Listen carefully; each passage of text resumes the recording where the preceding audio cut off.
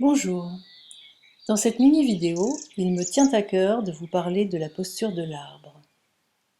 La posture de l'arbre, Jiangjuan, est originaire de Chine, et ce nom veut dire dans ses grandes lignes être debout comme un pieu, ce qui donne directement des indices sur la façon de pratiquer. Debout, bien campé, planté même dans la terre, donc solidement enraciné. Il est question de fermeté, de stabilité, de rectitude, d'axe. Traduire le terme chinois par posture de l'arbre en Occident a été un vrai coup de génie. Le terme posture amène à comprendre qu'on crée un cadre structurel dans lequel on se place, délibérément. Et parler d'arbre évoque racines, élévation, le lien tertiel, la souplesse et fermeté du tronc qui s'élance, plein de sève, circulation première, échange d'énergie, respiration, beauté, vie. De belles images de nature nous viennent et sèment des graines sur la façon de pratiquer. Jiangjuan ne date pas d'hier. Son origine est clairement chamanique.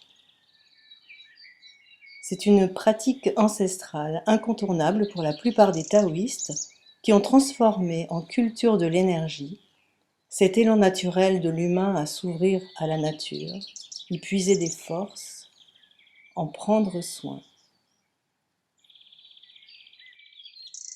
Si la pratique de l'arbre jouit d'une telle considération en Qigong, c'est qu'elle est efficace, puissante pour renforcer l'énergie vitale, faire circuler le Qi, poser l'esprit. Je n'expose pas ici tous ses effets bénéfiques qui sont nombreux. Et elle est très simple. Simple ne voulant pas forcément dire facile.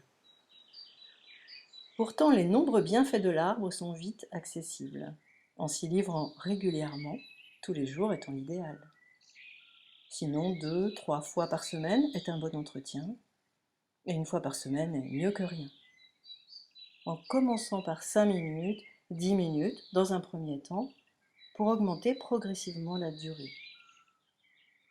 Sur la voie du non-effort, il y a à certains moments quelques efforts à fournir. Il est irréaliste de croire le contraire, nous sommes sur Terre. En cas de difficulté ou tension, il s'agit d'adapter, chercher la structure juste. S'adonner à cette pratique en douceur diminuera grandement l'état d'inconfort jusqu'à ce que la posture nous rende à notre état naturel.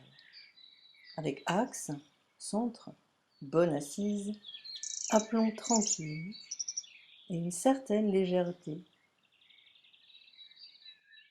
Pour rentrer tranquillement dans la posture de l'arbre, le mieux est d'y aller progressivement, régulièrement, en douceur, sans se brusquer, comme un arbre pousse et se développe. Petit arbre deviendra grand. Et de suivre des façons de procéder qui ont fait leurs preuves. Il existe de nombreux types d'arbres. Arbres pour se voler au ciel, à la terre, à l'horizon, etc. Tout comme dans les forêts, les chênes, les hêtres, les sapins, les peupliers. Et l'on trouve différentes approches selon les maîtres et les écoles. Dans certaines écoles, l'axe n'est pas droit, il peut être légèrement courbe, ni même forcément vertical, ce qui est plus rare. Dans ce cas, ça répond aux exigences d'un travail spécifique. Le principe et la réalité de l'axe restent néanmoins présents et primordiaux. L'arbre que je vous présente est un des plus classiques. Dans les 2 vidéos qui suivent, je pratique respectivement 5 et 10 minutes d'arbre pour vous accompagner en replaçant les grandes lignes de la posture et ensuite en silence. Bien sûr, l'énergie d'un groupe est appréciable. Un bel endroit dans la nature aussi.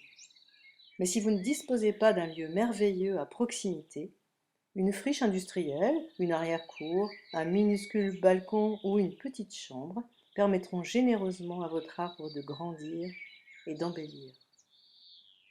Un film, un enregistrement fixe, à tout jamais. Or, dans la réalité, on ne se baigne jamais deux fois dans le même fleuve. On ne joue pas une forme de façon tout à fait identique, même si on a une constante de pratique, qui évoluera d'ailleurs avec le temps. Et si on respecte la structure de la forme de notre mieux, à l'intérieur, on s'en libère. Rendez-vous sur les vidéos de l'arbre, car comme disent les maîtres de toute tradition, un gramme de pratique vaut mieux qu'une tonne de théorie.